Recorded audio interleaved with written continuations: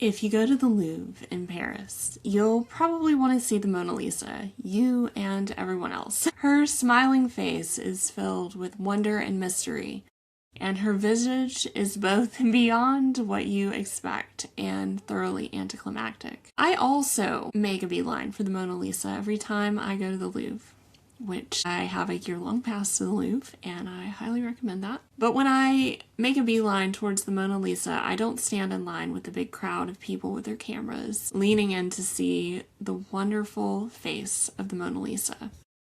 Instead, I veer a hard left to her side where my favorite painting resides. It's a Pietà, and it shows all the Marys gathered around Jesus and his few closest friends just after his death.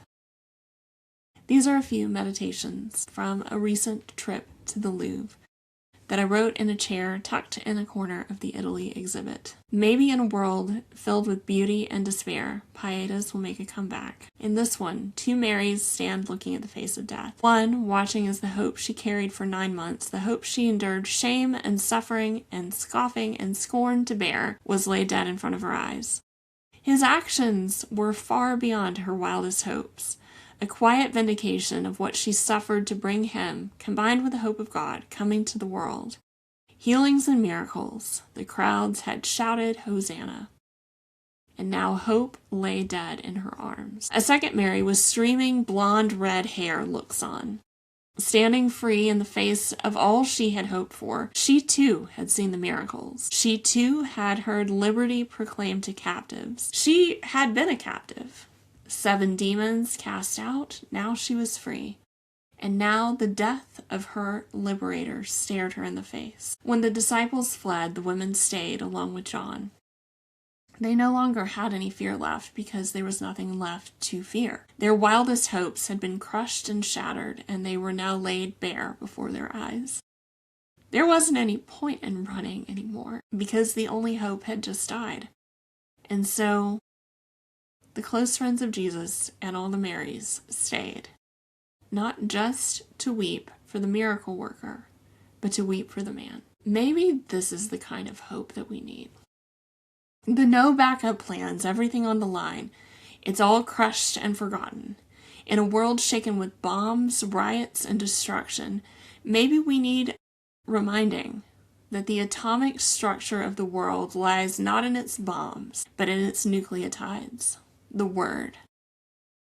The Word speaking the atoms into existence and holding them together.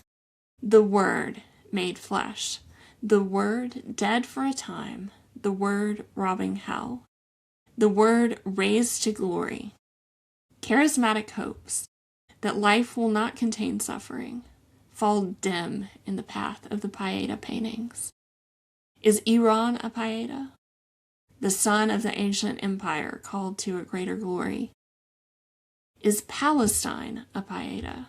The son of Ishmael not forgotten, longing for living remembrance? Are the families of October 8th not a Pietà? Longing against longing, hoping for the living shells of family to be filled with life again. Are the streets of the United States not a living Pietà? Rich and poor split down the middle, haves and have-nots. Families split, members dead and missing. Are the Venezuelan families not Pietàs, telling a bigger story about when abundance is cruelly snatched? And does not Africa still ring with Pietàs? The world beneath the equator, hidden but not forgotten. Mothers clinging to their children's bodies, hoping for life. You see, the true, pure beauty of a Pietà painting, as seen in the feisty Italian religious section at the Louvre, is that we now view it from the other side of a resurrection. But the moment before is just as important. The moment where we can't see. The moment where it all feels gone. It's easy to gloss over that moment, but the depths of the despair become the summits of ecstasy in the early morning in the Garden of Resurrection.